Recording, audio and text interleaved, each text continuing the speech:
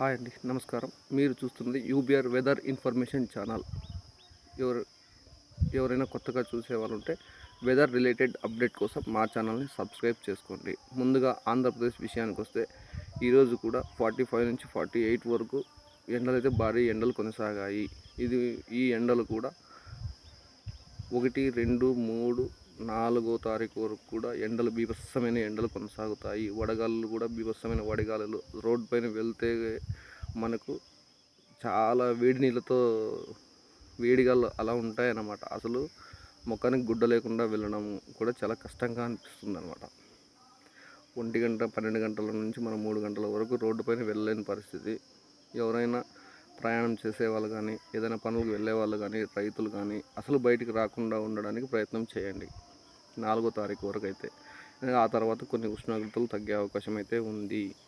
ఈ 3 రోజులు 4 రోజులు చాలా జాగ్రత్తగా ఉండండి. మనం ఇప్పుడు చూస్తున్న ప్రకారం అయితే మనకు వర్షాలు కూడా 4, 5వ తారీఖు కొన్ని చోట్ల పడే అవకాశం అయితే ఉంది.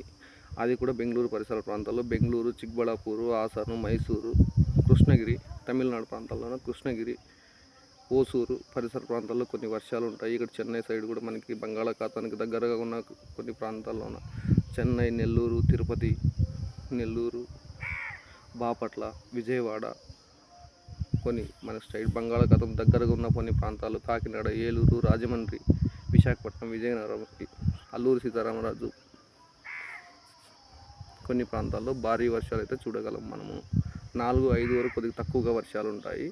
6వ తారీఖు నుంచి 6, 7, 8, 9, 10 నాకు తెలిసి 10వ తారీఖు వరకు కూడా క్లారిటీగా చెప్పలేము. వర్షాలు ఎక్కడెక్కడ భారీ వర్షాలు ఉంటాయి, ఎక్కడ మోస్తారు వర్షాలు ఉన్నాయి అనేది ఇప్పటి వరకు అయితే క్లారిటీ లేదు. ఎందుకంటే ఈ గాలుల విశ్లేషణ అనేది మనకు పర్ఫెక్ట్గా లేదు. కొన్ని ఛానల్స్ ఇలా చెప్తున్నాయి, అలా చెప్తున్నాయనే కాదు, కానీ 100%గా విశాఖపట్నం అండ్ ఓసూరు, బెంగళూరు పరిసర ప్రాంతాల్లో భారీ వర్షాలు అయితే చూడగలం మనము. ఇటు తెలంగాణలో కూడా ఖమ్మం పరిసర ప్రాంతాల్లోన మునుగు, ఖమ్మం, మహబూబాబాదు అట్లా కొన్ని పరిసర ప్రాంతాల్లో భారీ వర్షాలు అయితే చూడగలము.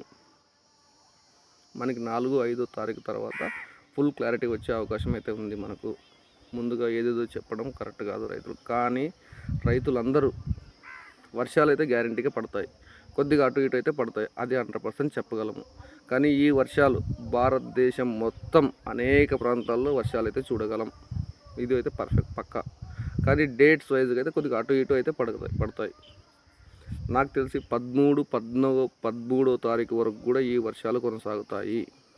కొన్ని చోట్ల భారీ వర్షాలు ఉంటాయి, కొన్ని చోట్ల చెదురుమదురు వర్షాలు ఉంటాయి, కొన్ని చోట్ల మోస్తారు వర్షాలు ఉంటాయి, కొన్ని చోట్ల హెవీ రెయిన్స్ కూడా ఉంటాయి, గాలులు బీభత్సమైన గాలులు కూడా ఉంటాయి. ఇక ఉరుములు మెరుపులు అయితే చెప్పనవసరం లేదు. ఇంకా భారీ ఉరుములు మెరుపులు వర్షం పడేటప్పుడు ప్రయాణం చేయలేని పరిస్థితి, అలాంటి సిచ్యువేషన్స్ ఉండే అవకాశం ఉంది. కాబట్టి రైతులందరూ ఏవైనా పనులు ఉన్నా కూడా బొప్పాయి రైతులు, మిరప రైతులు, సపోటా రైతులు, మామిడి రైతులు, అనేక రకాల రైతులందరూ అప్రమత్తంగా ఉండాలని హెచ్చరిస్తున్నాము. ఈ 4-5 డేస్ బయటికి వెళ్ళడానికి ప్రయత్నం చేయొద్దు. ఏవైనా పనులు ఉంటే కూడా మానుకోండి. ఎందుకంటే వడదెబ్బ తగిలి జ్వరం వచ్చి ఇంట్లో పడిపోతే చాలా ఇబ్బందులు గురి కావాల్సి వస్తుంది. పని కావాలంటే రేపు చూసుకోవచ్చు, నో ప్రాబ్లం. ఈ వేడికి తట్టుకోలేని పరిస్థితి. ఈరోజు నేను 12 గంటల నుంచి 1 గంట వరకు మధ్యన ప్రయాణం చేస్తుంటే 4 సార్లు బండి స్టాప్ చేయాల్సి వచ్చింది. అలాంటి సిచ్యువేషన్స్, బండి డ్రైవ్ చేయలేని పరిస్థితి.